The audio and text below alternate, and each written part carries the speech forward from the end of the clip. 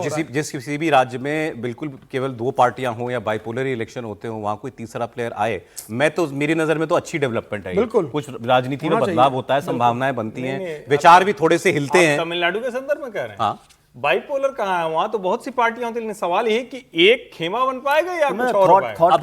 अभी तो bipolar in the sense भाई पॉलिटिकल फोर्स के तौर पर दो खेमे जुड़ जाते हैं। एलडीएफ और यूडीएफ जैसा हो गया वहां पर बेसिकली। एलडीएफ यूडीएफ बना हुआ है, तो वहां विजय एक डिस्ट्रप्टर बन के आ रहे हैं। ये ठीक है, अच्छी बात है, सब लोग सोचने को मजबूर होंगे। लेकिन जैसा सर ने कहा वैचारिक अधिष्ठान, तो ये वैचारिक तौर पर बीजेपी से उतने सहज नहीं है।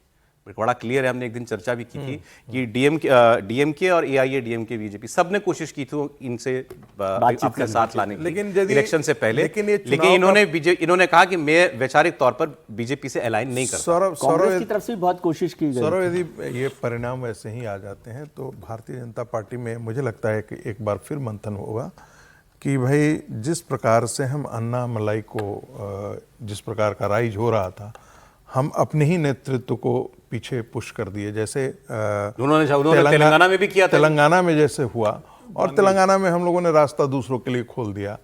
तो हम अपने नेतृत्व को तैयार ही नहीं होने देते हैं, खड़े नहीं होने देते हैं।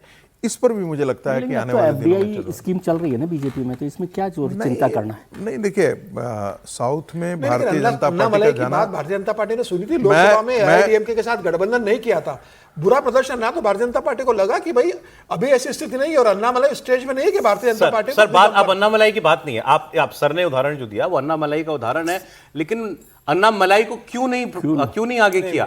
आपने अपने विचार से कॉम्प्रोमाइज किया। नहीं, बिल्कुल अन्नामलाई हार्डकोर आइडियोलॉजी को रिप्रेजेंट करते हैं बीजेपी की, और उससे प्रॉब्लम है एआईएडीएमके को। आपने अपनी आइडियोलॉजिकल कन्विक्शन से कॉम्प्रोमाइज किया जब आपने अन्नामलाई को पीछे किया। अन्नामलाई एआईएडीएमके को सेंध लगा रहे थे। बीजेपी की आइडियोलॉजी में इस समय अपना विस्तार और सरकार बनाना प्रमुख है। इसमें आइडियोलॉजी का अन्नामलाई कहां से आ गया? आप इतने सारे स्टेट्स को तो देखिए। एआईएडीएमके के लिए कॉम्प्रोमाइज, एआईएडीएमके क्यों असहज है अन्नामलाई से? फिर ये नहीं, वो तो है ही। मैं ये कह रहा हूं बीजेपी ने क्यों विड्रॉ किया, क्योंकि वो समझते हैं कि कैसे बेहतर नतीजे लाए जाए, उस पर काम करना है अभी। इसमें कोई आइडियोलॉजी इंपॉर्टेंट बात नहीं। अब आप किसी के दूसरे के सवाल खड़े कर सकते नहीं। अब मैं तो कर रहा हूं, मैं कह रहा हूं कि आप एक तो चलती बस में चढ़ना चाहते हैं। हाँ। ये चल रही है, इसी में चढ़ जाओ, उसी में चढ़ना। ठीक है, आप अपनी गाड़ी बना ही नहीं रहे हैं। दूसरे के घर में आप दाखिल हो गए, अब चाह रहे हैं यही मेरा घर बन जाए, तो ऐसा नहीं होता। ये थोड़ा सा सहमति है आपसे। भारतीय जनता पार्टी ने अन्नामलाई को खुद चुना, अन्नामलाई को पूरे अधिकार दिए, इतने अधिकार दिए कि एडीएमके के साथ गठजोड़ नहीं करना है तो वो भी माना।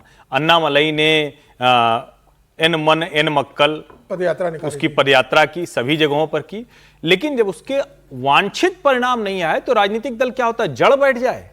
भारतीय जनता पार्टी की यही तो खूबसूरती है कि उसको पता, और अन्नामलाई कोई दूसरी पार्टी में थोड़ी चले गए। अन्नामलाई अभी पूरा प्रचार कर रहा है, अन्नामलाई कोई भूमिका होगी, अभी नेशनल टीम बनने दीजिए, उसमें कुछ हो सकता है।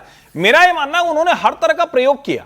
अब थोड़ी सी गड़बड़ क्या हुई, एडीएमके और भाजपा का गठजोड़ बड़ा शानदार है, लेकिन चूंकि ये वाली लीडरशिप नहीं है ना, जो जयललिता में जो करंट था, जो एक करिश्मेटिक था, वो नहीं है।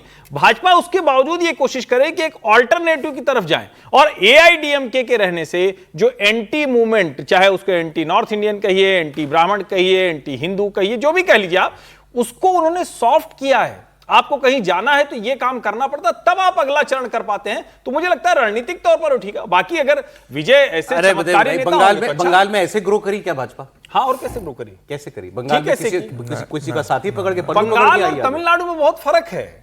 तमिलनाडु में पूरा का पूरा तमिलनाडु इसी पर चलता है कि उत्तर भारत विरोध की राजनीति उन्होंने खत्म कर दिया। मैं तो सर, मेरी नजर में वो नहीं है। आप क्या, बंगाल जो है पार्टी सोसाइटी, लेफ्ट का कल्चर, वही गुंडाइज्म, वही सब, टीएमसी भी वही, लेफ्ट भी वही। आपने अलग तरीके का विचार दिया। कांग्रेस से निकली हुई वहां पर भी वही द्रमुक राजनीति, एआईएडीएम की वही बातें करती है जो डीआईएडीएम की बात करती है। जब आप कुछ नया ऑफर करने गए, जब आपको जरूरत लगी तो शुभेंदु को आपने लिया ना। आपको राजनीति में जब आपको जरूरत लगी तो आपने शुरू किया। ममता तमिलनाडु में एक मौका है एक नए विचार का, जो आप कह रहे हैं, उसके लिए स्पेस बन रहा है, जो मैं समझ रहा हूँ भारत उसके ग्राहक हैं वहां। हाँ, द्रविड़ बनाम हिंदुत्व की राजनीति का स्पेस बन रहा है, और भारतीय जनता पार्टी मैं उसी चीज को कह रहा हूँ कि विजय आए एक चेहरे को लेकर के, तो लोगों के थकावट थी ना, एआईडीएम को देख रहा था, डीएमके को देख रहा था, एक फ्रेश चेहरा आया और फ्रेश चेहरे को लोगों ने एक्सेप्ट कर लिया।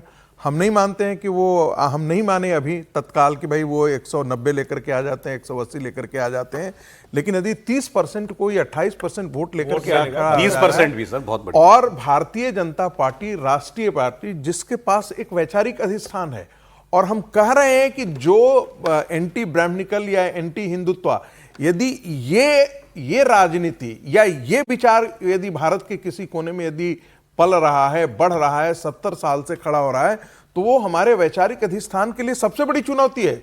उसका खात्मा बहुत आवश्यक है। और कोई यदि हीरो बनकर के निकल रहा है और कह रहा है कि नहीं, उसको थोड़ी सी जमीन जमाने देने के लिए वक्त हमको देनी पड़ेगी, चाहे कोई भी हो। आखिर संघर्ष के बल भारत, बिहार में स्थिति क्या थी भारतीय जनता पार्टी की?